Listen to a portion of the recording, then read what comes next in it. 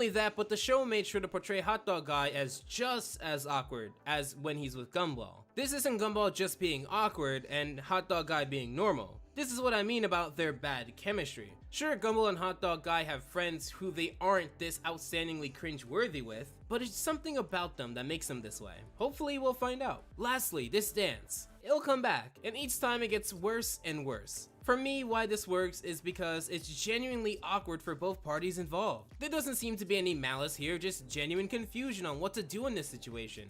It's more, hey, let's laugh at them because of the situation rather than, hey, let's laugh at them because they're naturally that way, and we would see that as cringeworthy, which a lot of cringe humor on the internet can come across as. Not all, but way too much. They bump into each other again, and I want to put a pin right here. You see this face? It reminds me of one of my favorite jokes in Gumball. Well, at least there's no crowbar. This face had me right here. You see this face? It reminds me of one of my favorite jokes in Gumball. Well, at least there's no crowbar. This face had me dead. It's just a sheer look of disbelief that we don't see much of. We'll see it in a spoon as well. This face is never not going to be funny, and with the Hot Dog Guy doing it as well, that's just gravy. They exchange another awkward encounter, and what I like about this one, that the first two didn't do, is that now Hot Dog Guy is joining in on the awkwardness, doing some cringeworthy stuff on his own. It gets to the point where both of these guys have had enough and want to fix the situation immediately. However, they prove to not really understand what can fix the situation like this. What you doing here? Me? I was just in here, counting brooms. Counting brooms? Yeah. Although we don't know much about him as far as his origins, what we do know is he's been around since season 1, and mostly he's kind of just been in the school cafeteria, like in episodes such as the 3rd, the dress, and the 8th. He'd acknowledge his role on the sidelines in the episode The Extras. However, it leads me to this line of reasoning. He's seen here talking to Claire Cooper. Now, what makes this important is that we aren't sure how they're associated. Sure, they're friends, but are they in the same grade? If they are in the same classes, it opens up the validity of the claim stated in Claire's first episode, The Others, an episode also in season 4, just earlier than this. In that episode, Gumball and Darwin claim that they only see people in their class, within their grade. And when Anais tells them to open their eyes and really look, we see people like Claire. So that leads me to my question. How could Gumball and Darwin not have seen Claire before, but they could see Hot Dog Guy? You could make the counter argument that they never saw Hot Dog Guy, just we saw Hot Dog Guy, but they never acknowledged him until the extras. I'm not sure. It leads into a lunch scene where Hot Dog Guy pays for Gumball's meal, which at this point, you cannot just not call him a friend in public. You'd look super lame. This solidifies their maybe friendship to the public, which makes breaking things off in the future much harder. However, we'd get to the true reason this episode is called The Hug.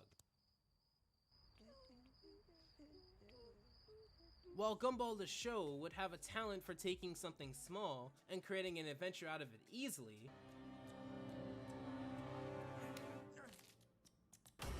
Sorry, anonymous blue stranger. It was you or me. the standoff, the recollection of events while they're walking, the slight tease into the hug, it's just so wacky. It's what I enjoy about Gumball. It's so dramatic that it's ridiculous. They both have this self-contained battle of who's going to make the first move, but both have the same amount of naivety and guilt towards being the bad guy.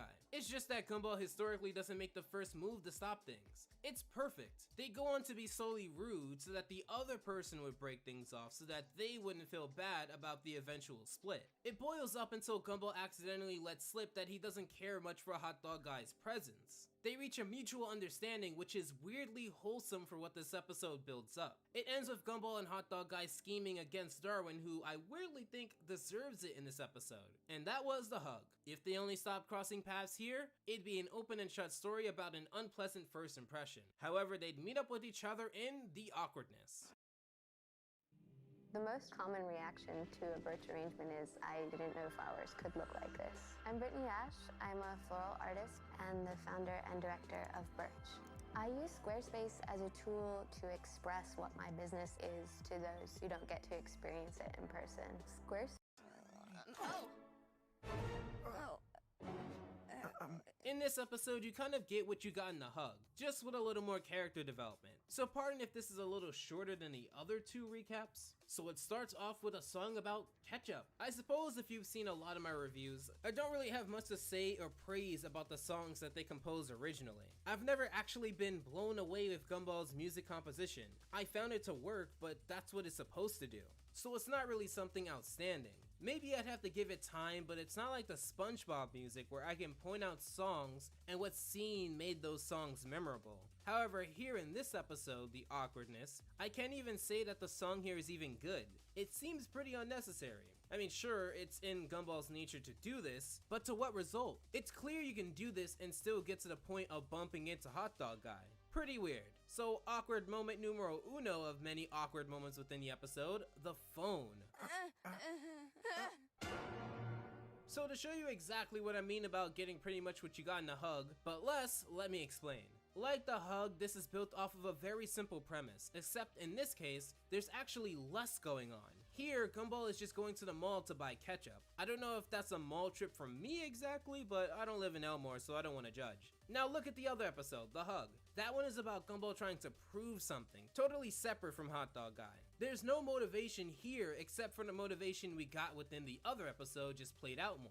Whereas there, it was about them not knowing each other and trying to get away from each other. Here, it's that they know each other, and they still are trying to get away from each other. It's the same premise really. Why I don't enjoy it here as much as there is because it strips away any real plot and just puts them together. It seems too regular. Yes, the inner Gumball fan in me appreciates the character pairing and just having new episodes, sure, but that doesn't mean this ranks highly for me. However, taking away my main gripe here, there are things I enjoy about this episode. I love how they brought back the camera angle of Gumball being from a very high angle. The bus scene wasn't too bad, and I understood the premise even though that weird guy, who seems to be named Leonard, didn't make things better. Well, we hit a bump and, This episode has a lot of funny moments within it. I just wish that it didn't seem like the leftover jokes that couldn't fit within the last story. They'd reach the elevator and both attempt to press it, creating another awkward moment. However, this time Gumball and Hot Dog Guy would acknowledge that this is an awkward moment and would try to fix the situation. Remind you of a certain episode I just talked about? However, considering that this is Gumball, it gets worse.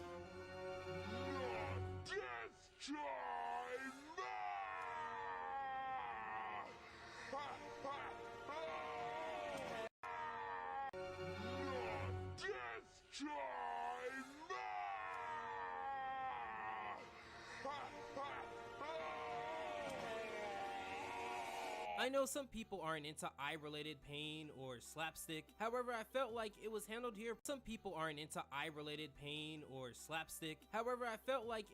here. Pretty well. It's not on screen long enough for you to cringe, especially considering the other cringe-worthy stuff in this episode. so, where are you going anyway? I was just getting some ketchup for my delicious hot dog. However, getting to the ketchup-related part, that's what all of this is built up for? Basically the joke that Gumball is eating a hot dog? Even though they already did this in the hug? It seems a little unnecessary for a near-minute song. We get to another part that confuses me. So in an effort to make things less awkward, Gumball and Hot Dog Guy both agree to exchange their most personal and embarrassing secrets in the hopes that they know each other so well and it wouldn't be awkward anymore. The payoff to this is that someone was on the other side of the elevator door, Tobias, and they would cut back to a very annoyed Gumball and Hot Dog Guy. Which if you watch Gumball, you would think that this would lead into them beating up Tobias or something, leading to a bond maybe, but nope, more awkwardness. I know that's what the episode name is, but the hug wasn't just 11 minutes of hugging. They build up to it. So Gumball finally gets to the part of the mall that has ketchup, and plays a pretty neat rule of threes build up that leads into him seeing Hot Dog Guy again.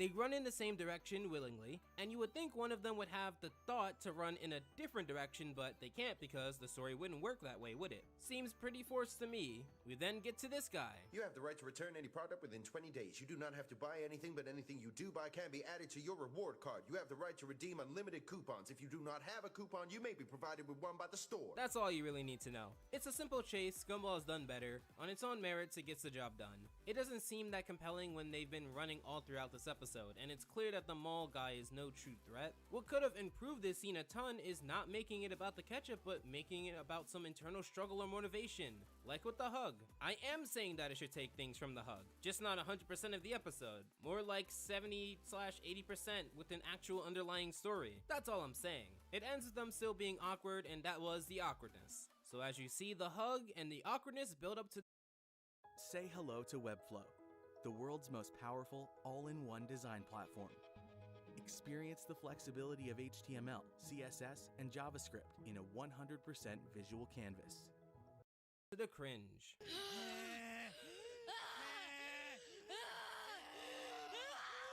Nope. Yep, not gonna happen. So like in the awkwardness, the cringe starts off with Gumball being very happy and naturally himself. However, like I said in the awkwardness, I felt the opening song was very unnecessary to get to the point of meeting Hot Dog Guy, and then going through the motions of being awkward. All this episode does is prove that, as they get into meeting Hot Dog Guy very quickly. Although all the initial jokes revolve around them both wanting to use the bathroom, which by the way, why does a school like that only have one bathroom? They aren't all the same joke, it's varied enough to work. Gumball blows his gum on Hot Dog Guy, he throws it into the fourth dimension, which is why we don't see where it goes, and they fight over the bathroom.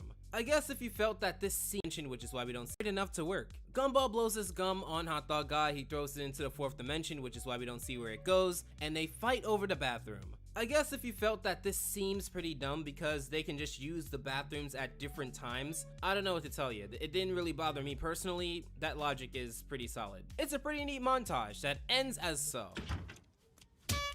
What the hell? You like my new shoes? Solid. It's a pretty neat montage that ends as so. What the hell? You like my new shoes? It is then that they acknowledge their awkwardness and make a plan to stop it. This is where the title of the episode, The Cringe, comes from. However, as the episode goes on, I do have a few concerns. However, they come along later in the episode. Their plan so far is just to make things awkward. So much so that their previous interactions seem normal. It goes awry pretty early, however, I do want to focus on this shower scene. Just realize you are very much wearing shorts. Like showing up for a costume party when everyone else is dressed for a black tie event. More like turned up to a black tie event only wearing a black tie. Considering that this is a season 6 episode, I still found this to be pretty funny. I love the way that Gumball delivered that line, coming to the realization that he should have been more specific. I also love the little turn to the audience when Hot Dog Guy makes a quick comment. We also don't see many parts of the school besides classrooms, cafeterias, Principal Brown's office, and the hallways, which granted is 80% of the school, but it's nice to switch things up a bit. I'm sure we could have had a great episode revolve around the pool area. We haven't. Lastly, Banana Joe's reaction to Gumball and Hot Dog Guy fighting is probably my favorite reaction to anything on this show.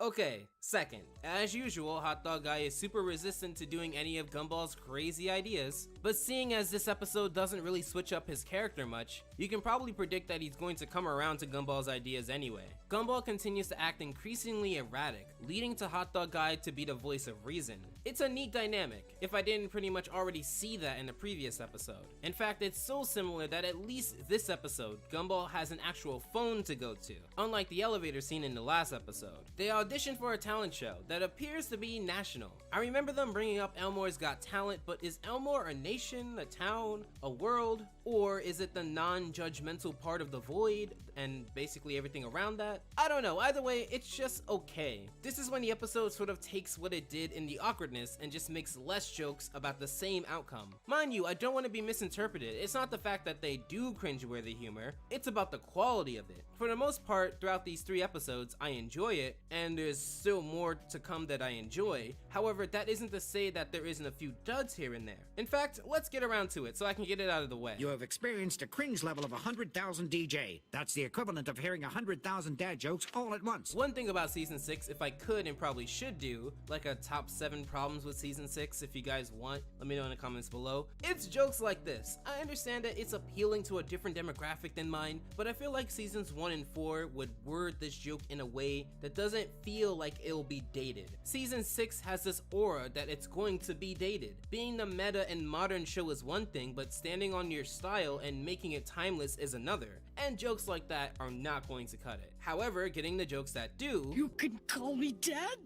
You're a teenager, and you need a male role model in your life. You are...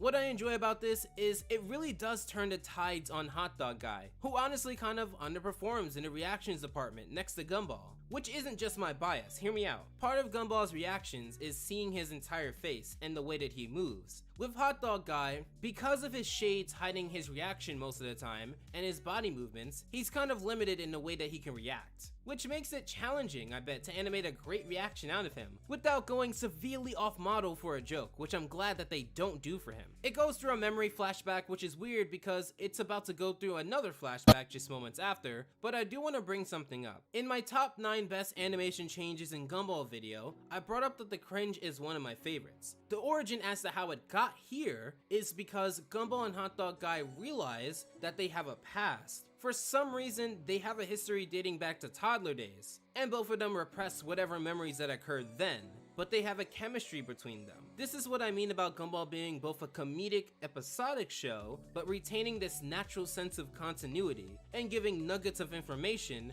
that contribute to the timeline and lore of Gumball. It's kind of the ideal situation for me, because I can talk about the episodes I enjoy without having to give a bunch of context for the situation. In fact, if I were just covering the cringe by itself, I would only need to explain everything leading up to this point in about a few sentences. In fact, in that memory flashback we see later, they reference all of the other memories that led up to this situation.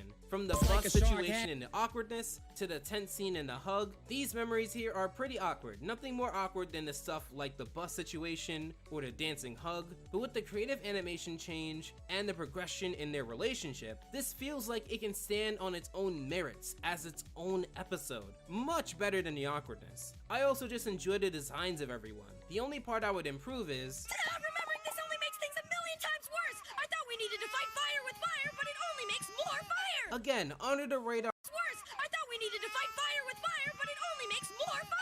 Again, under the radar humor, meta humor, fourth wall jokes, and similes. These are not all of the jokes that Gumball does. It is, or at least was, a genuinely funny show, and this way of simplifying the humor, it ruins it in some aspects. So rather than confronting these memories, they do more than suppress them. They erase them. Which, wow, it's not as amazing as the money, but it definitely goes the extra mile. And this isn't awkward. No. What? Blah blah blah status quo, and that was the cringe. Out of all of them, I'd say the hug, the cringe, and the awkwardness, in that order, is how I would rank them. The hug, blah blah blah status. This isn't awkward. No. What? Blah blah blah status quo, and that was the cringe. Out of all of them, I'd say the hug, the cringe, and the awkwardness, in that order, is how I would rank them. I love what the hug did. I felt like it captured the charm of why these episodes exist the most naturally, so it performed the best in my eyes. The awkwardness felt like it was going through the motions, and didn't have enough factors to make me feel like it could have stood on its own. The cringe, while really missing that early Gumball charm, had that progression in their character dynamic that separates it from the other two, which I appreciate. I really do like how the Amazing World of Gumball has a solid grasp on using a wide variety of characters and making them matter. It actually reminds me of another versus I did recently, the Pizza versus the Faith. Click here to check it out. Special thanks to the supporters of September, and until next time, take care. Alpha out.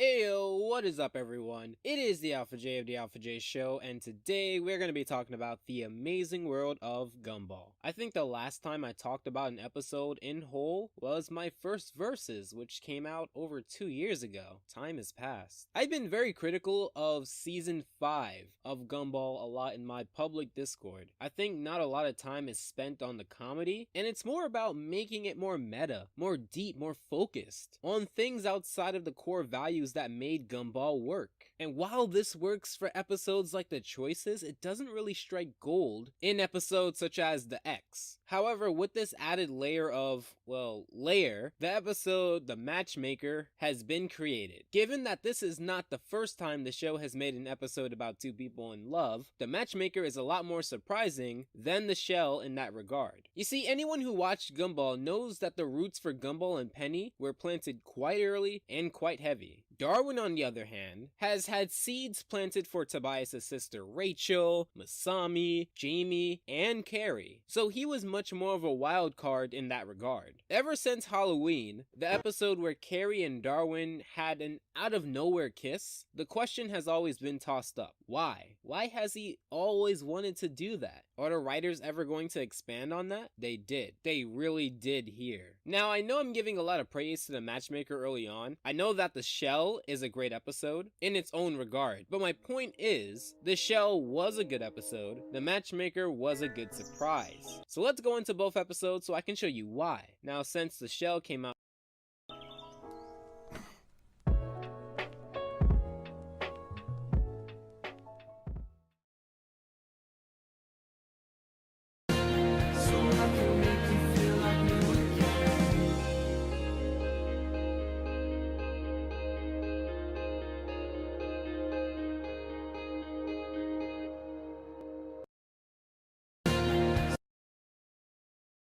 first, I'm going to start off with that.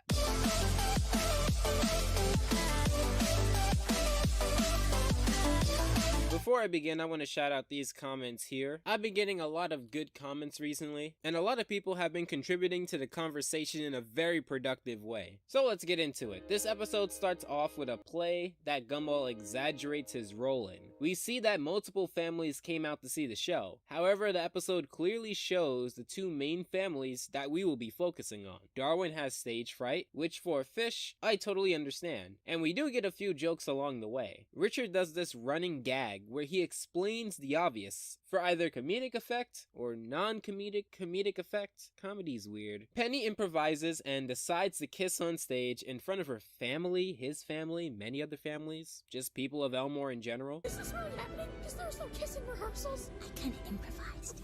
Then how come we're not exploding? We're in space. Why are we always in space when we're gonna kiss? Also, there was always a slight element of slight awareness in Gumball. I never really understood the space aspect, but you won't hear me complaining about it. He goes for a kiss and rams her head with enough power to get a triple in Wii Sports Baseball. In fact, the kiss between these two have been teased in episodes back in season 1, such as The Party. However, of course, you don't immediately give it away that Gumball and Penny have a real chance of being together. You tease it, and this clearly could have been another tease. Now, Gumball is showing tons of remorse, crying in a somewhat jarring, melted face. Now, I hope this is simple to spot. Gumball being in remorse while Penny is treating the situation lightly and forgiving him is what makes Gumball and Penny likable. Reversing the reactions, you can clearly see if Penny was crying and Gumball was treating the situation lightly, then the scene would have had a dramatic change in tone and Gumball would most likely look unlikable. And that's how Choir Boys fails. That's how Pet Sitter Pat fails. This is how The Sweater fails. So we see a crack in Penny's shell, which shows a snippet of what's inside. Now, I've heard some people think that there was a deer or doe inside of her shell, and to that I say, broaden your imagination. This is Elmore we're talking about, the amazing world of Gumball. This stuff in Elmore isn't always what it appears to be. Gumball asks what is in the shell, and of course, we don't know. At least not yet. So Penny walks home with Gumball and Darwin. I guess when you get hit in the face, your parents don't drive you home at night. We get more poking, we get more prodding at what's inside the shell. Penny says it's the real her. What that means, we'll find out later. They do argument warm-ups, which of course looks like another way when her father opens the door. I know there's another element and another layer in this episode, but I won't be discussing it here. Let's just say that it's out of my range. But let's not slow down and let's move into The Matchmaker. So before I go into this episode, I want to point out two things. Number one, the opening title card's music.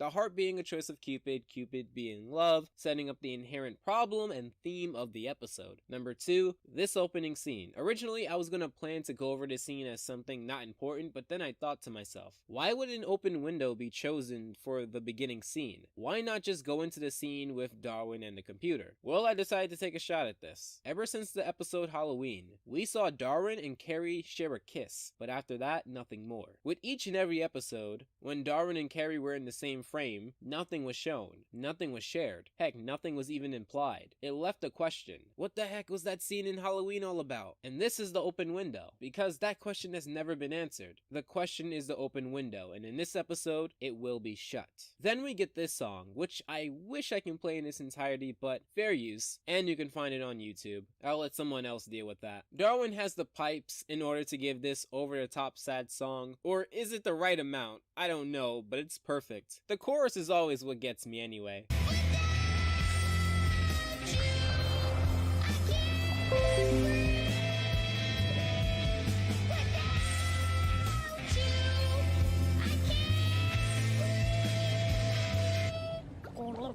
Nothing? Nothing? Why have you stopped playing that wonderful music? The fact that the 3D water element fits perfectly with the fact that Darwin is a fish and is also crying makes this scene just spectacular. The fact that the chorus actually perfectly contradicts the fact that he's submerged in water, something he can live without and breathe, just wow. Also, there's black makeup which also adds to the over-the-top nature. Anyway, moving past that incredible song, so Gumball interrupts this song, that monster, and of course Darwin doesn't want to spill the beans to Gumball. Before we get a reference I'm pretty sure you know, we then get a scene with Gumball going on one of his signature tangents. However, this time it's a lot more bleak and depressing, which unfortunately lingers its realistic bleak tale around this season. Gumball reveals to Carrie that Darwin is in love with Terry, but doesn't know how to explain it. I know! Weird, right? I thought he was into you, but nope, it's definitely Terry. There's photographic evidence if you want to see it. Look! Look! Look! See? It's her! It's Terry! Look at it! Can you see? Look! Look! Look! Look! Hey, I thought my brother was into you. So did you. But he's not. He's not into you. He doesn't like you, Carrie. Don't you feel rejected? Want to die? Guess what? You can't. You're a ghost. My brother doesn't like you. My brother Can kids buy potions? What do you mean? You know, some kind of love potion that tricks you into thinking everyone is beautiful. That sounds more like a mistake potion, and we need a fake ID to buy one. Wow, that went right past the censors, didn't it? Wow, just... okay, alright. If it's fine with them, it's fine with me. Anyway, Gumball does want to help out his brother when it comes to this newfound love. We'll talk more about this after going back to the shell. As we come back over to the shell, we get this. What's going on here? Penny, where were you? We were worried sick. Oh, I don't know. Maybe she was at school. It might have helped to drive her home, you nutcase. Also, if you were worried sick, why didn't you go, I don't know, looking for her instead of waiting at your front door? So Penny shows her father the scar, and of course, he reacts in a way that's very shocked, very angry, and very hostile. I mean, that's his daughter. Gumball tries to stand up for Penny, probably only because of his curiosity and wanting to be in the right. It leads to quite a lot of jokes, but also a convincing argument that doesn't sacrifice too much wackiness in order to achieve its desired effect. I like the scene here where Gumball attempts to literally stand up to Patrick, Penny's father, with Darwin's help, but of course, that doesn't really work out well. We get this really nice shot of the family eating dinner. It almost looks something out of a 3D cartoon, and probably is, technically.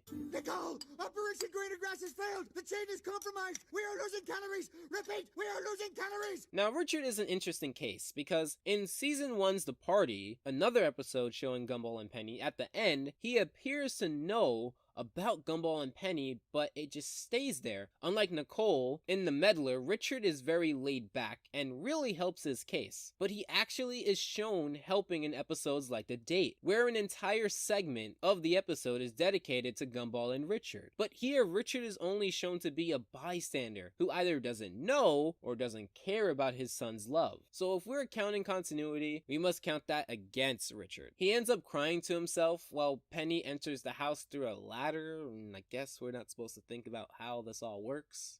I came to Have you been crying? No, I just have really sweaty eyes. Wait, that's disgusting. Yeah, I was crying. I really do want to emphasize that this is not a sappy love story. This does have a healthy dose of comedy. So Gumball convinces Penny to break out of her shell, and this actually does end up working. Also, because her parents aren't naive and stupid, okay, not as naive and stupid as usual, they also know what's going on. Everything about this particular scene works. The lighting was very good, and every word used was necessary. This is your classic misunderstanding plot, mind you, because as soon as Penny breaks out of her shell, Gumball cannot immediately put into words how he feels, which ends up with Penny assuming that this means that her coming out of the shell wasn't the best idea. Now, I believe this was a great move by the staff because Gumball is not exactly Romeo, but at the same time, you don't want to water down this idea. So you don't focus on the fact that Gumball is unlucky, you don't focus on the fact that Gumball is arrogant, you don't focus on the fact that Gumball can be annoying, you focus on the fact that Gumball is a kid, and a kid who doesn't really know too much about what he's diving into. Penny, on the other hand, runs away, and Gumball finally finds the words. Richard does that running gag I mentioned earlier, and let's switch over to the matchmaker. So Gumball decides to use a life or death situation to somewhat forge this maybe crush. Carrie, on the other hand, out of jealousy, wants to ruin Gumball's efforts. In the episode The Flower, we actually saw that jealousy can manifest itself inside anyone, including Carrie. I wonder why they didn't reference it here. Gumball decides to tell Darwin that he should expose himself, and by expose himself, he means being honest and sharing secrets to show his insecurities. Now, it's really important that Carrie is next to Terry for this to work. He goes over saying a lot of things and blushing. I don't want to forget to mention this, but this episode has a lot of insecurities. Now, it's really important that Carrie and sharing secrets to show his insecurities. Now, it's really important that Carrie is next to Terry for this to work.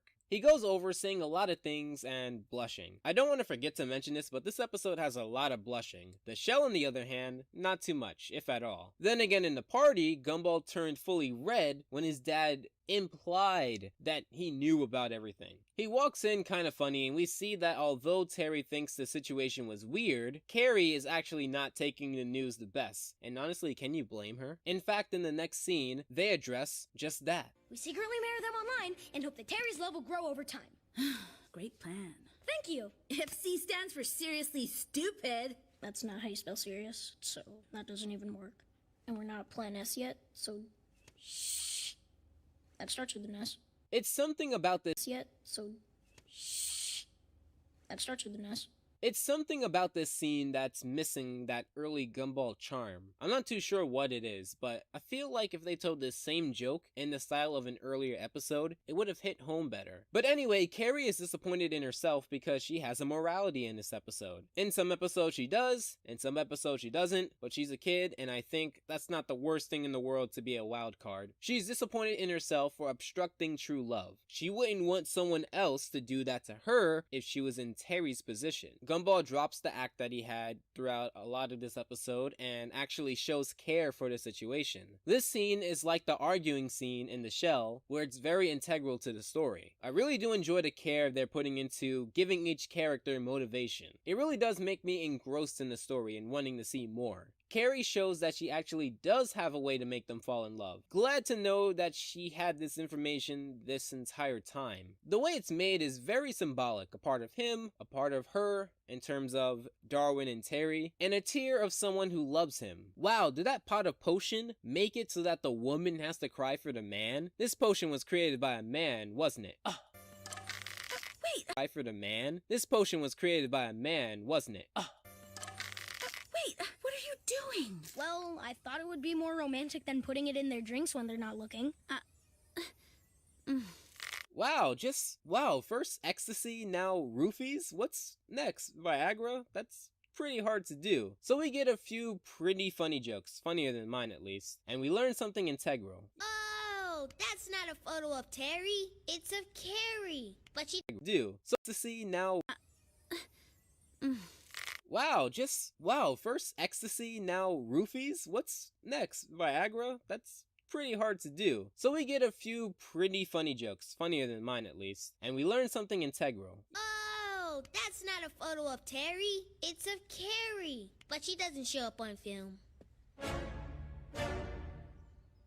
What? Yeah, she used to be the girl in my dreams. Yeah, that was never Terry in the first place. Great twist. I know in this review it's been spoiled since the introduction, but watching this for the first time, this could have really taken you by surprise. I mean, Darwin and Terry, that could have been girl number 5 for him. It's quite the twist. Now let's go back over to the induction, but watching this for the first time, this could have really taken you by surprise. I mean, Darwin and Terry, that could have been girl number 5 for him. It's quite the twist. Now let's go back over to the shell and finish it off. Coming back over to the shell, we're in the final stretch. Gumball decides to chase after Penny. She turns into the emotion she feels like, whether it's embarrassment or anger or anything in between really. Gumball gets another chance, but is out of breath. Penny takes out her newly found frustrations on this car. Jackie, this female here, tells Harold to do something which is weird. He was never depicted to be brave, and I would think that she knows this. She pretty much insults Penny, but she won't be the only one. Her own father comes into the picture. Oh wow, so you do have a car. Nice to know that you have one. Next time when you're worried sick about your daughter at night, you might want to use it. But of course, like Jackie, he does nothing but insult Penny, who in all fairness, doesn't look her best, but that's only because of her current emotion at the moment. Gumball does stand up to Patrick again, but in a more serious way, and he takes it quite well for a child scolding an adult for how he parents his own daughter. But everything he says is right, despite it being uncomfortably brief.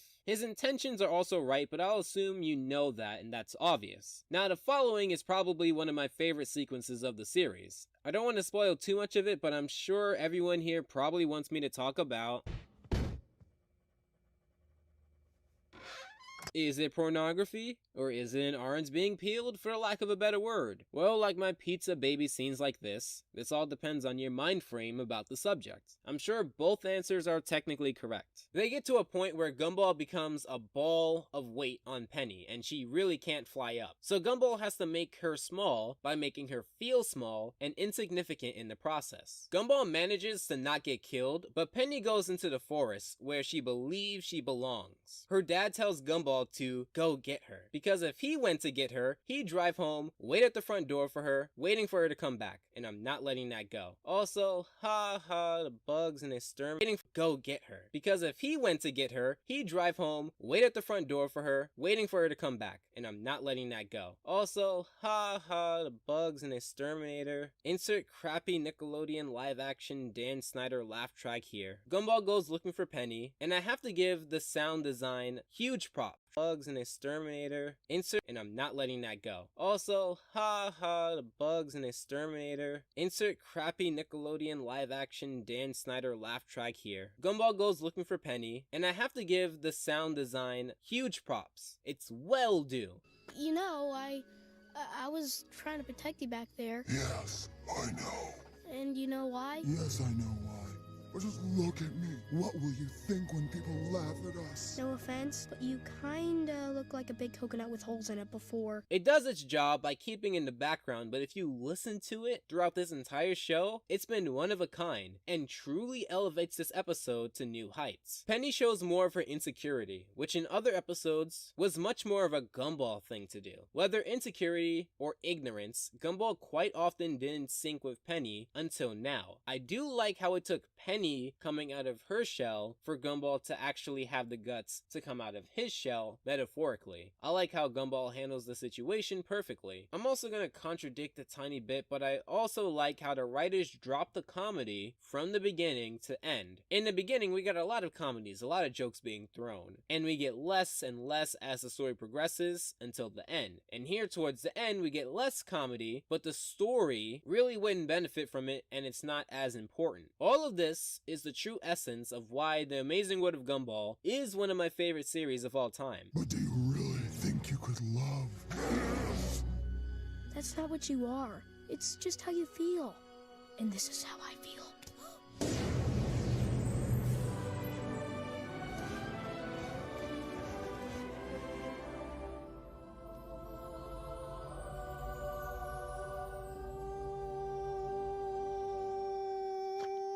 I couldn't do it justice. Everything from the space element coming back to subtly having the blessings of both families, to showing all of the other emotions in this metaphoric rush of different emotions, everything about this has been done masterfully. The only pick I have is not towards the scene, but Richard. Like I said, he doesn't really do too much except play the role of explaining the obvious. I think the writer should have put more faith in the audience by not having a slightly comedic ending. We get that two main characters kiss. I know this is not a comedic ending, but nonetheless, this is The Shell, a wonderful episode, and let's go over and finish The Matchmaker. Now let's go back over to The Matchmaker. We have Gumball call Carrie in a way that she was called in a previous episode, which then brings the question of how come that continuity is brought over, but not many other things. Gumball lets Carrie know that Darwin was really into her, not Terry, and that love potion was never really meant to be. This is explained with how Carrie never shows up in photos. That same photo Gumball jammed into Carrie's face earlier, if she only looked and looked closely, maybe this all would have been solved. As you can see, this is also a misunderstanding plot. So they go into montage to break the potion. Apparently this potion can't be broken with another potion. Good thing Gumball had good luck in this episode, or this would have been a lot.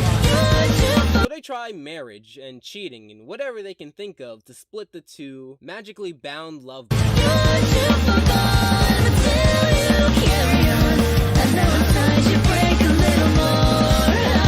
So good. I wouldn't hold it past this. They have a really funny joke with Richard before Terry approaches Darwin. Apparently she has cooties, which, okay. Rachel, Terry, Gumbo. Okay, what's up with you guys? For over 75 years, people have saved money with Geico. Sorry. From the top. For over 75 years... Keep it together. What are you doing there? Stop making me Geico, laugh. saving people money for over 75 years.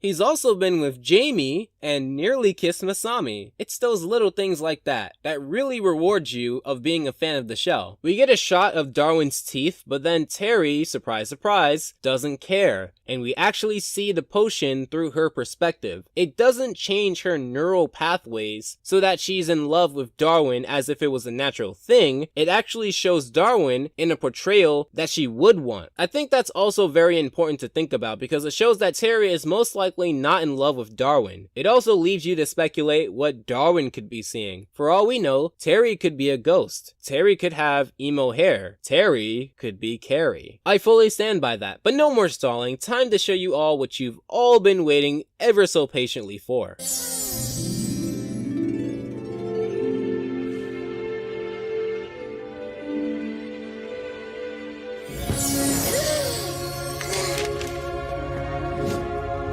Hey, so would you like to go out somewhere sometime and do something?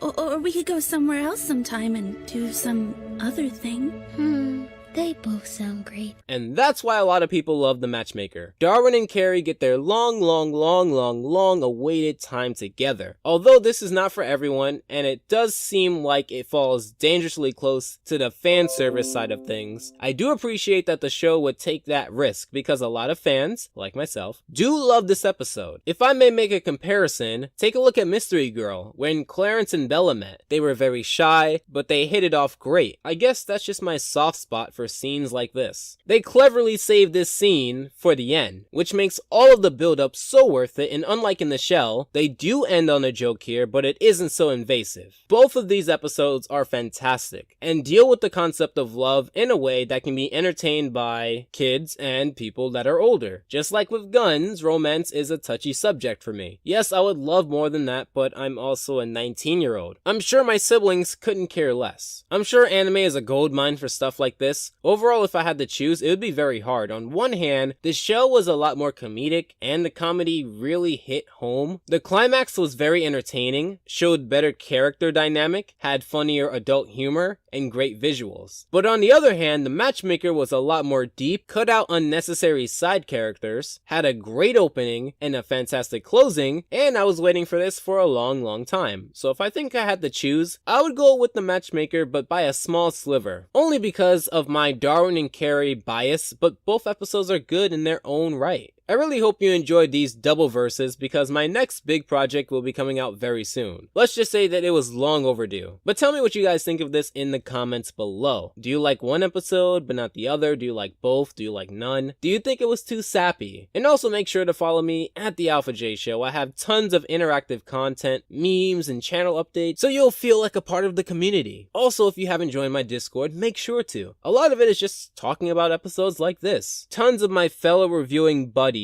are there as well. It's shows like Gumball, after all, that made me want to review animation. It's shows like Gumball that give me a reason to watch animation still. So thank you for hearing me out on the last verses, and thank you for hearing me out on this, because now I want to go back and retell my first review, going back to where it all began, and also make it less of a chore to listen to. Consider these next extra discussions my retake on said material in a more condensed way. If you really like this video, I highly suggest my first verses, which I'm glad got so much love, or the playlist in general. Binge away. Make sure to subscribe and feel free to consider my Patreon. As always, I hope your time is well spent, and Alpha out.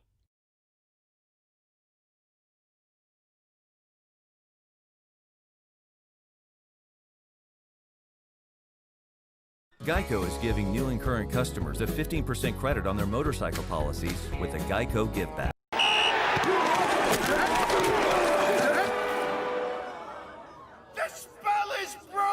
So I promised The Faith a while back, but I got to realizing the premise of The Faith is very similar to another Gumball episode, The Pizza, and well, a Versus was born. Also plug in my Discord.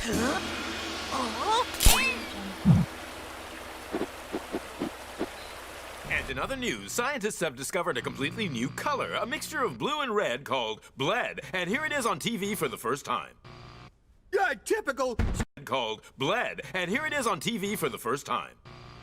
Yeah, typical. Stuff always breaks just when the warranty runs out. Starting with The Faith, this is an Alan-centered episode, the 6th one, after the photo, the storm, the saint, the traitor, and the vision. It starts off with many of the characters losing color. They layer in a lot of jokes that make sense given their current circumstances, from seeing a new color to eating kitty litter that looked like a cereal box. It's a very weird occurrence. As the town slowly starts to deteriorate in color, these entire first scenes are building up that a few instances are happening within Elmore, like the cleaning of graffiti, recycling, or attending nursing homes that were done exclusively by one boy. And since then, the entire town has been slowly descending into chaos. What I like about this episode is that unlike a few of the others, this episode establishes a lot of legitimacy and credibility towards Alan's nice actions. While he was established to be nice in other episodes, and in fact in The Saint, challenged on his niceness, this actually does a better job because his niceness was depended on by the citizens of Elmore. Oh no, I stole the last meatball.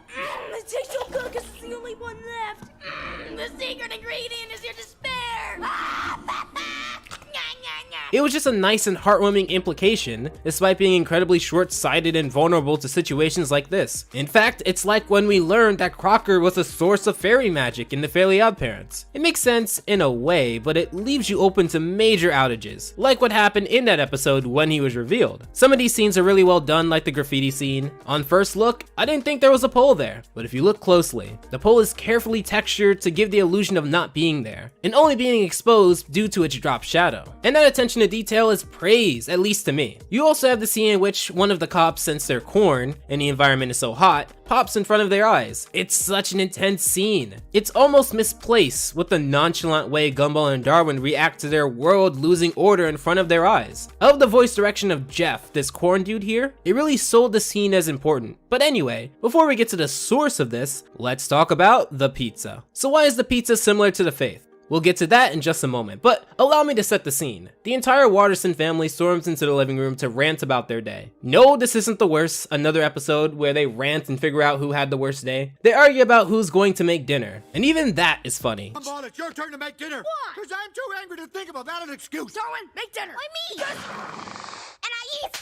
Anais is having none of that weak sauce, Darwin. I love how the opening scene sets the tone for the family to be ultra unempathetic, to serve as a lesson as to what they would eventually do to Larry, as that is the crux of this episode. As you may or may not know, Larry is a rock who works nearly every job in Elmore. He's a cashier in one episode and a delivery man in the next episode. So of course, because he's doing nearly every job in Elmore, he gets taken advantage of hard. There's been episodes dating back to The Laziest, where Gumball and Darwin, in a SpongeBob and Patrick sort of style, basically ruin Larry's life to turn him lazy in order to compete with their dad. Besides the horrible implications I just placed there, Larry is pretty much put at the butt of many jokes, unless it's around Richard, to which they are neck and neck, and are shown to be great rivals in a sense. A family-sized pizza with 1/5 margarita, 1/5 vegetarian, 1/5 surf, 1/5 turf, and 1/5 mega meat. None of the fifths can be cooked in the same oven, but must be an identical temperature on delivery. And a toy! As you can see, they're horrible to Larry, demanding a ridiculous amount of work for very little payoff, and that leads into Larry contemplating, is everything he's doing worth it? If I run the red lights, I can be there in 15 minutes. That is acceptable. That will be $9.99. Would you like to add a tip? I don't know. Does it taste good? No, sir. I mean, do you want to pay a gratuity for service and in compensation for the half-hour-long order you just made? Do I have a choice? Always, sir. Great, then no! Also, this is one of those Gumball episodes that stays in one spot. Like with the transformations, it's kind of all happening in one spot. While logically it makes sense for the story, I did get kind of tired seeing the same backdrop for a large chunk of the episode. They try to break it up with subtle hinting of chaos outside, when you see things like the progression of a cop car to a burning cop car, but it doesn't help that much. What is important to note here is that all the characters are very mad, and they don't care too much about how they come off, and that's a great perspective to have, at least when you set up one of these stories in an episode. However, let's get back to the Faith. Getting back to the Faith, the episode leads us into a pretty much monochromatic environment. I love how it gives a little bit of tension with its camera angles. Going from your regular shots to more adventurous angles really help with the cinematography. One Jurassic Park reference down, and Gumball and Darwin get kidnapped by the Boy Scouts, because as you see, Alan was also in charge of taking care of the Boy Scouts. It really makes you think about, when did he have time to go to school? There's just something about a bunch of rogue kids with protractors and colored pencils tied to sticks, hunting any trespassers to join their crew. It just fits the Gumball charm. I do have to say, however, The Faith is not a, quote, funny episode. There is a really funny joke of Rocky trying to find a woman in gray, whom he met on a dating app, but this episode's comedy levels is pretty low, and that's okay. While funny equals money, and Gumball is known for being funny, the way they set up the story leads us more into mystery than comedy. And I'd rather they have a little less than to overshoot their target with comedy and ruin their immersion of mystery, and the point of waiting to see Gumball figure out who's causing all of this mess. We have all the badges now. Wait, aren't you supposed to earn them by actually learning the skills? Like, technically, yeah. So did you technically learn how to tie knots? Meh, shame they didn't earn their self-defense badges either.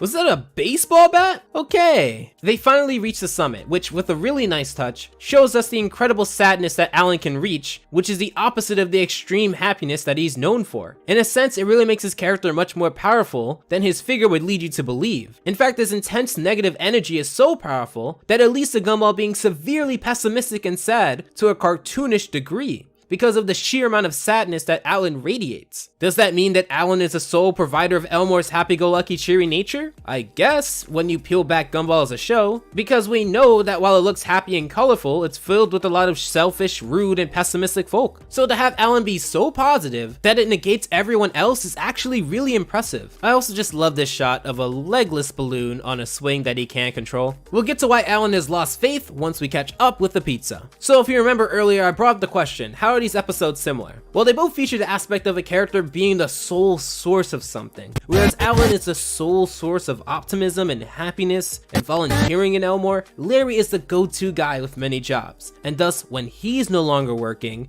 it leads into a catastrophic result. However, just like with the Faith, the same logic applies here. To have one person being the main source of something to that degree is pretty dumb, but in a good way when it comes to Elmore. They then begin to tell why they're mad, starting with Nicole. Before I do what I'm about to do, I want you to know this is not your fault. You're just doing your job, but someone has to suffer for what happened, and unfortunately, you're the only one around. You're a worm! You're a thieving, bottom-feeding, money-grabbing crook! People like you are squeezing the very last cent out of hard-working families! You're the reason ice caps are melting and baby polar bears are homeless! As you see here, Larry, being the messenger, takes a large amount of verbal punishment despite only doing its job. I'm sure if he could, he would do it for a much lower price, but that's his job. He doesn't determine the price. This episode does a very good job at portraying customers taking advantage of staff and employees, who are only following the orders they were given by their boss, or in this case, Larry's boss. The same happens with Richard, albeit in a more disgusting way, and also with Gumball, Darwin, and Anais together. The most important thing to note, though, is that with each flashback... Would you like to add a tip? Sure, I would like for 12%. You're a worthless faggot! A pointless little... Would you like to add a tip? Well, how about a tip? Oh, sure. Would you like to add a tip? Well, how about a tip? Oh, sure. Thank you. Hey, look at 20.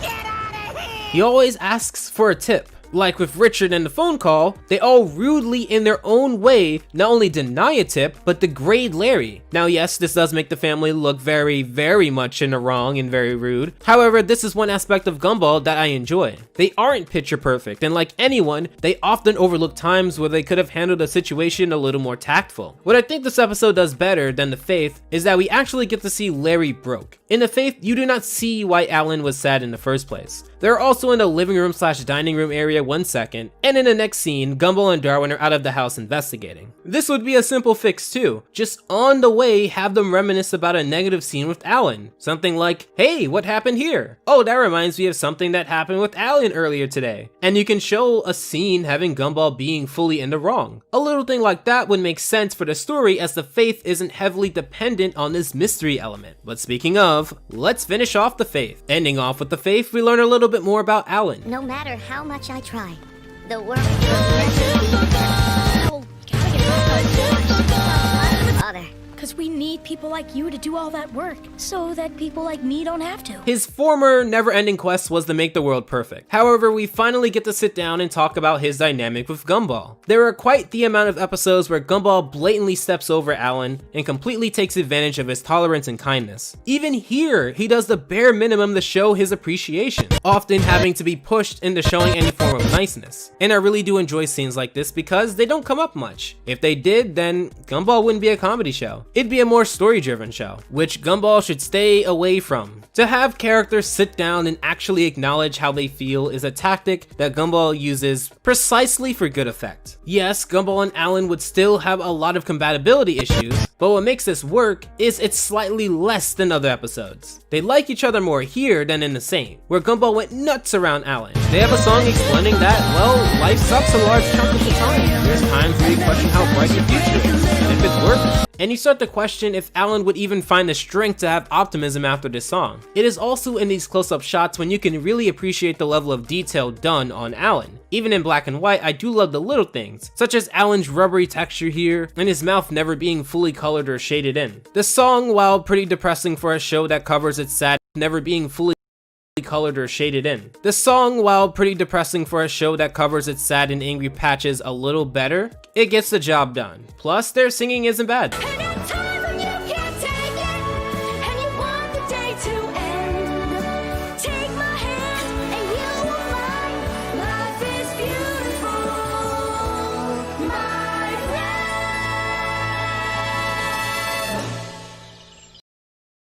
We love our new home. It's great. The HOA has been very involved.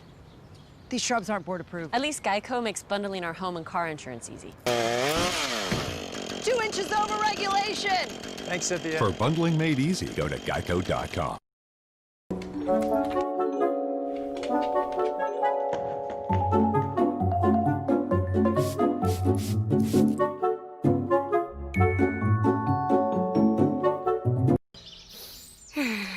That last shot will always be one of my favorite shots done in Gumball. They end The Faith on a happy note, so let's finish off the pizza. So now we get to the main part of the episode. Now that we established that Larry is being heavily mistreated, the family goes into an apocalyptic Elmore. I gotta say, it looks really well done. I love how the rubble never gets in the way, and the subtle placements of fires also act as light in a sense. We get to see both criminals stay criminals, but also the police force turn criminal. It's an underrated scene, as the family are first relieved to see the police force trying to restore order, but Larry also worked as the police force accountant. I haven't been paid, so gosh darn you all. I feel like I've heard this reference somewhere, but I'm not sure. But anyway, the donut sheriff is just as corrupt as you saw, and then the episode sort of loses its focus for a short while. This happens a bit in certain episodes, but here it's super weird because Richard goes temporarily nuts trying to salvage whatever he can before Gumball points out Locust, and I know it's a reference, but I couldn't see a reason why Richard would want to shift his personality so drastically. You'll thank me when you're sleeping in your comfy canoe.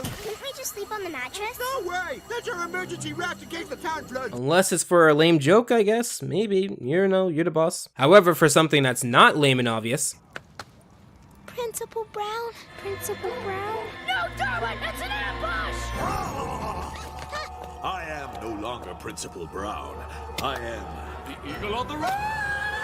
We get to see the children of the school dressed in apocalyptic riot gear. Insert Mad Max reference here. Now, while the age difference here isn't that dramatic, I did enjoy how Nicole threw Mr. Brown through a windshield. It just reminded me of something from Raw or those Def Jam video games. There's also just that charm of the survival instincts the family has, and I really enjoy that part. We then see Larry, and they apologize for their former behavior. Society collapsed as soon as you resigned. But that was only 20 minutes ago. Yeah, and that's all the time it took for us to realize our mistake. Like with the other episode, The Faith, this episode solidifies Larry. Even though he would get a much better representation of what it's like to be Larry later on, I love this scene. Larry was shown to work as the police force accountant, a repairman, and a pest control dude. Now you may be wondering, wait, wasn't a bug part of the pest control? I command you to stop!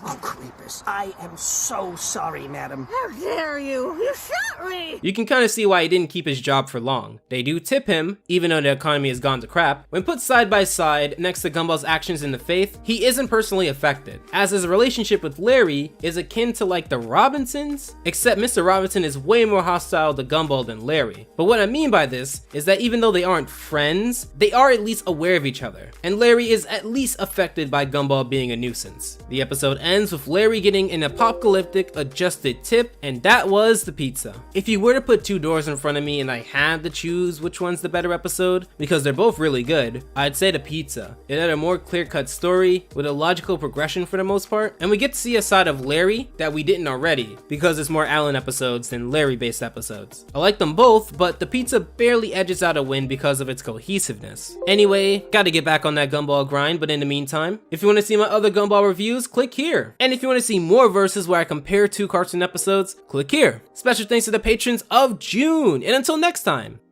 take care. Alpha out.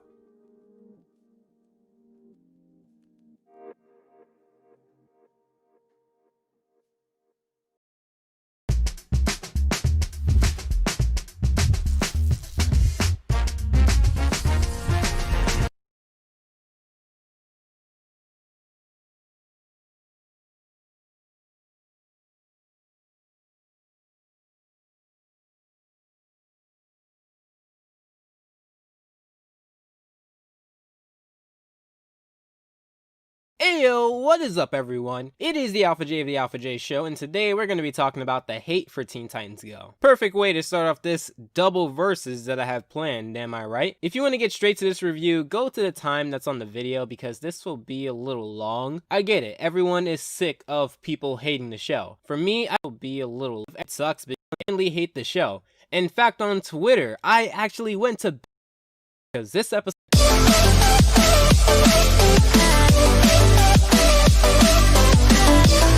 Before I begin, I want to shout out these comments here. I really do appreciate them. They're so motivating. Keep them coming. Let's see if we can fill up the screen with a lot of your positive comments, your constructive criticism, or your funny jokes. And also, huge shout out to this Raven fan art here. I saw it on Twitter and I was blown away with the quality. And the link to her Twitter profile will be in the description below as the tweet. So make sure to give it a lot of likes, a lot of retweets, and tell her that I sent you. So let's get into this. The episode episode starts out with Robin and Starfire watching fireworks. The dialogue they have is pretty good, with Starfire retaining her curiosity and humbleness within the exchange of words. It gets to the finale, and Starfire is abducted by these squid robotic-like creatures. While that abrupt chaos is going on, Beast Boy and Cyborg are playing at those rings and bottles things at the carnival, giving Raven a chicken that they won. I will say that the Teen Titans acting teen is a very refreshing experience. Robin tells the crew that Starfire is in trouble, and we get this action sequence, which is actually really good for the time. I like how she retains character through it, and you don't really know what that squid wants, but because of the mysterious aura and it being one of the first things we get in the plot, you might really want to know. They have some awesome one-liners before they all defend their friend. Not to mention that the design of the squid, really cool. And with one hit, it looks like the squid is down, thanks to the leader Robin. However, that was just a false victory, as it comes back, but it's dealt with quite easily, with a neat and clever transition back into the fireworks, which is a bit weird because Robin said there was a grand finale, but wording aside, the fact that an awesome action sequence happened with good reason and great development that was packed into 5 minutes is actually pretty impressive. Whatever that thing was,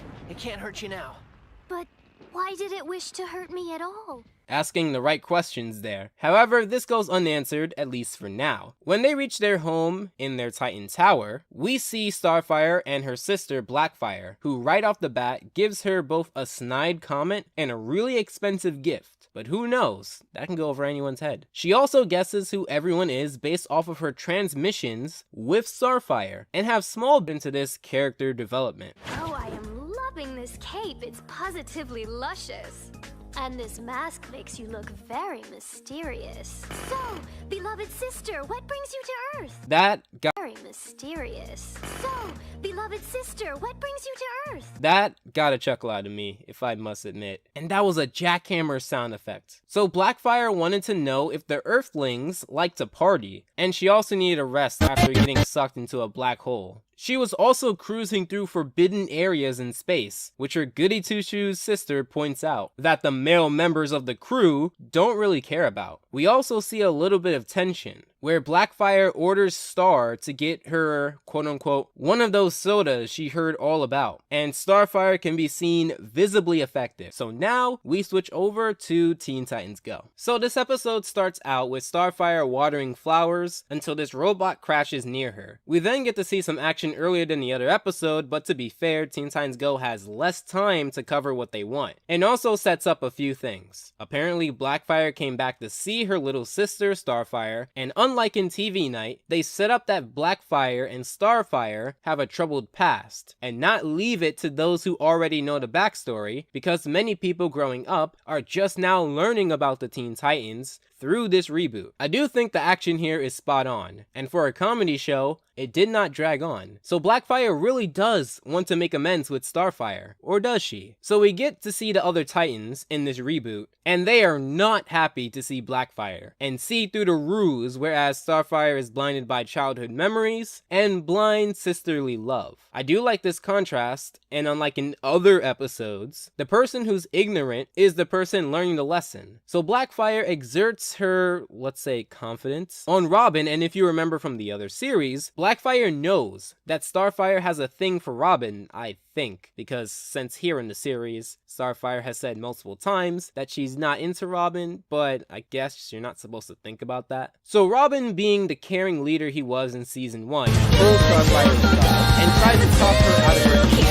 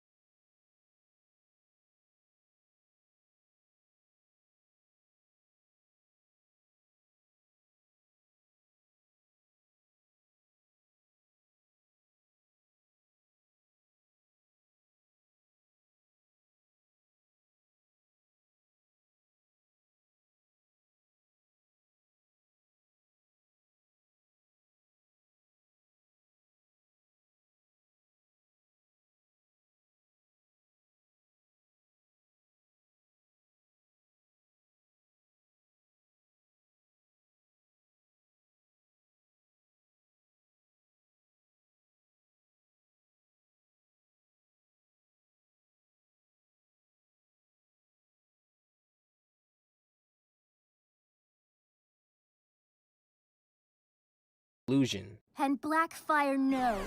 If she lets me down again, it will break my heart. Then filled with the poison.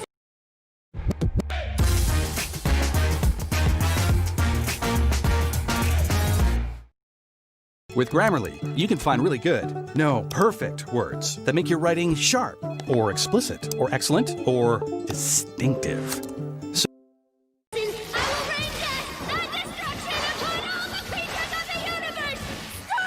Hey sis, let's dye your hair so we can be twinsies. Ooh, I always wanted to be the twinsies. Yeah, she tends to blow up a lot in the reboot, but then go back to this innocent, happy-go-lucky person. It kind of doesn't work when you blow up too much. It's like if you see a calm YouTuber blow up. It's much more memorable than insert always angry YouTuber here. We get a montage of Starfire and Blackfire and this makeup session. And if I can give this show any criticism, they really made the slow transformation really obvious, because we don't get anything else. It's just come to Earth, then makeup. This transition is really jagged, but for what they wanted to do, I can understand. But I think this could have been done better. Put in some more comedic sequences or something. So of course, anyone can see this from a mile away, even with a brick wall in your face, and a brick wall in front of that brick wall, that Blackfire, the girl who had handcuffs on and was wanted, is now framing her little sister because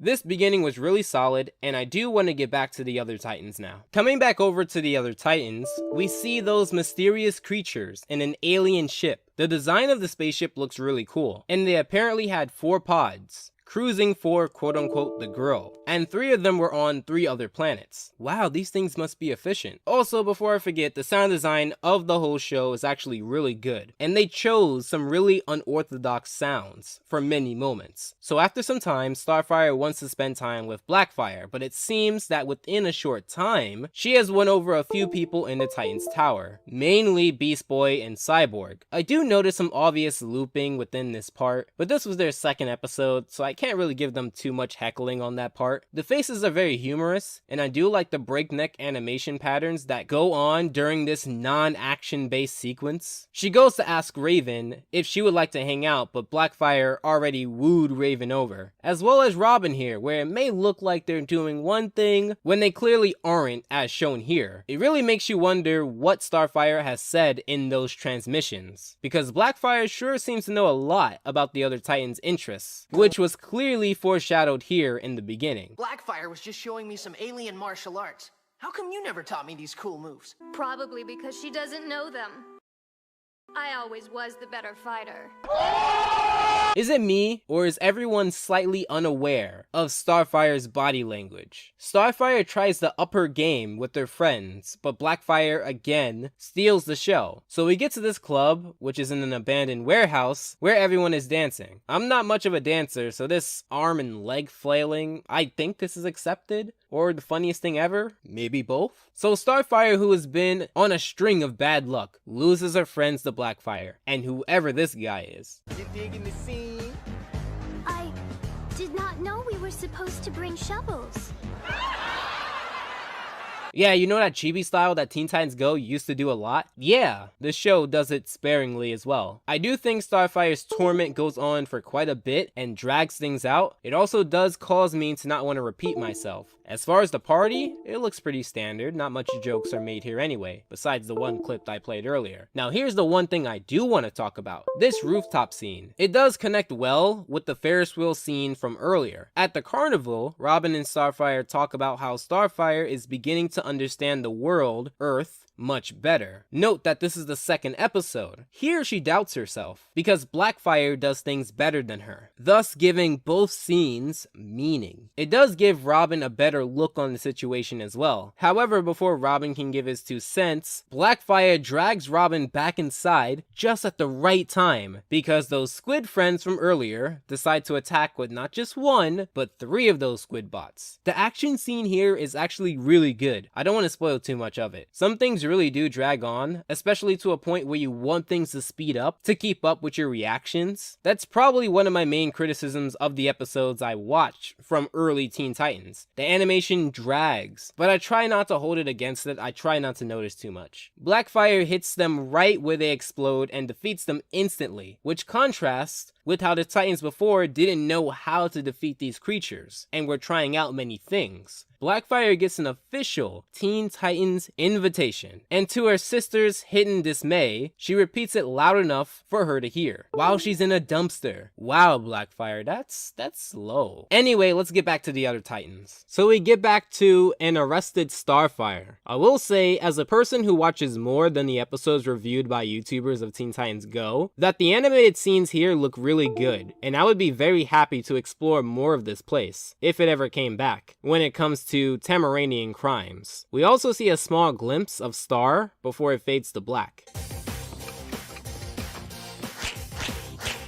Hey Robin, anyone ever tell you you have a nice butt? I know butts are supposed to be funny, but I don't know, it's not working for me. I guess I have to be 1, 2, 3, 12 years younger to fully appreciate this rare comedic genius, but I'm going to butt out and instead give my take on a few substitutions, or should I say buttstitutions, and really show a little bit of what I think could work better. Have Robin be scared, and really show my take on a few substitutions, or should I say buttstitutions, and really show a little bit of what I think could work better. Have Robin be scared and have a dumbbell fall flat on his foot or something, or have Robin be afraid to do this in public and have that be a side plot. But I guess I shouldn't expect too much creativity from an episode called Mr. Butts. So Robin blows up on Blackfire before realizing Starfire's absence, digging up a yard as a result. However, unlike what the Titans want to hear, Blackfire fully admits that she framed Star and is letting her serve her own sentence. For a comedic villain, you really don't need to set up this big dramatic mood, so this actually works well. Think about the Bronze Kneecap or the Dirty Bubble. They are evil and can be menacing, but they don't instill fear 100% of the time, or even 50% of the time, because they're there for comedy, and dramatic story-heavy plot lines, practically never. She's just in jail serving out my sentence. How could you do this to her?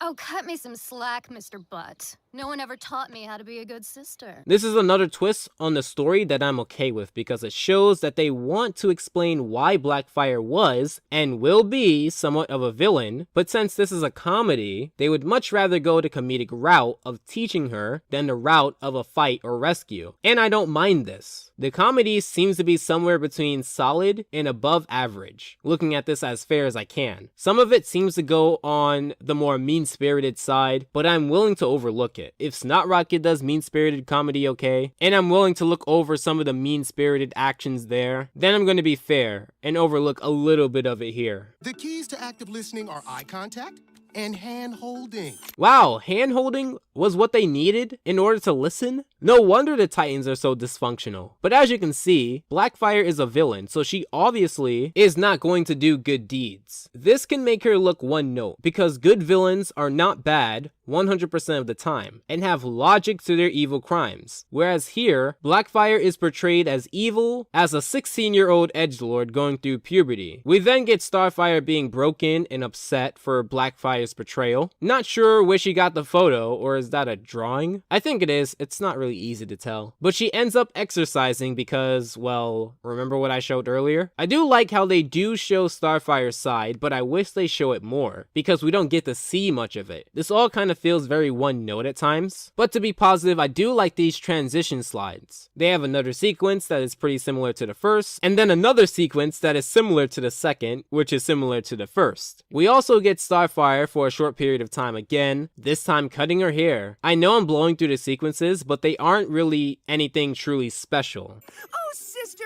when you... I'm gonna stop you right there. Your butt looks fantastic in that skirt. They have the bare minimum of slapstick, and it devolves down to a lot of insults, and I do not really find that funny. But let's go back over to the original Teen Titans. Coming back over to the original Teen Titans, we get Starfire abandoning the Teen Titans. Were you just going to leave without saying goodbye? Get closer. That still works. Still works. Jesus Christ, Robin, do you just know what she is all the time? It's Robin every single time. Why is this such a creepy, unfortunate implication? So again, before anyone can truly say anything, which is actually a good thing, because this is episode 2 and I want them to say more, which would lead me to watch more of the show, Starfire gets abducted again. Geez, you would think if she's the main target, maybe hide her. And Robin somehow, in some way, both misses Starfire's foot, thus gravity making him fall, but also hides under the ship because hidden off-camera superpower. Robin gets the upper hand, causing the ship to fall. This is probably the weakest action sequence out of the 3, which is not good because it's one of the last ones, but I can appreciate it nonetheless. I did have the nagging thought in my head that while Robin ran over to Starfire, Robin unlocks Starfire's pod quite easily, I may add. Robin talks to Starfire and Robin leaves the ship. Where was the other guy? Could he not walk either? Sometimes the action shows what it wants to show. So the ship crashes in a, albeit mediocre way, to be honest. But the true action is here. The Tamaranian girl is a liar and a thief. She's committed high crimes throughout the entire Centauri system. I have never even been to the Centauri moons. But I know someone who has.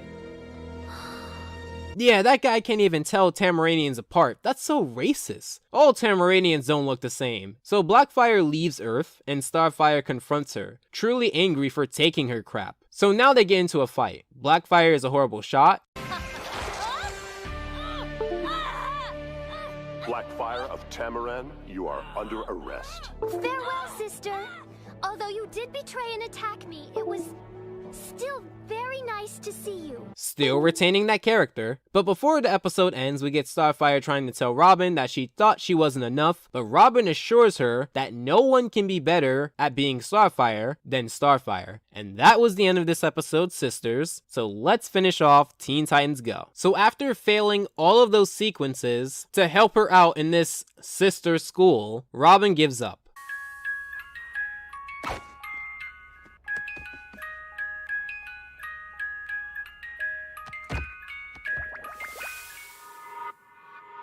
Wait.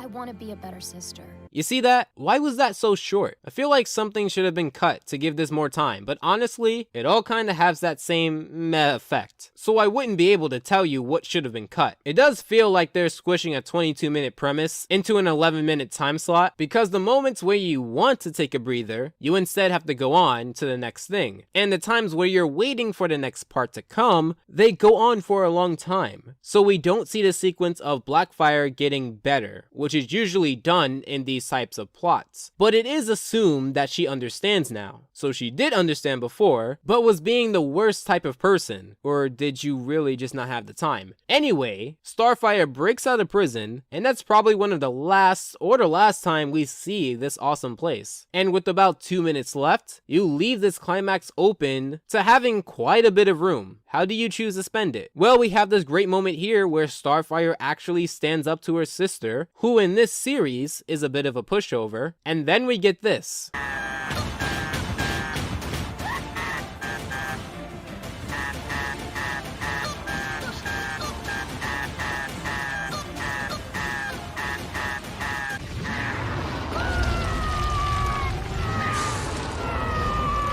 So